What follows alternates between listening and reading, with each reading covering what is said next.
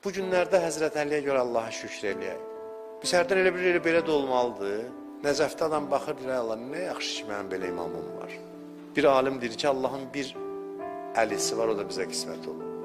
Peyğəmbərin bir əlisi var, o da bizə imam olur. Ondan sonra adamın nəyə çatmır? Heç səcdəyə gedib deyirsiniz ki, şükür Əliyə görə, Əli əleyhissalama görə.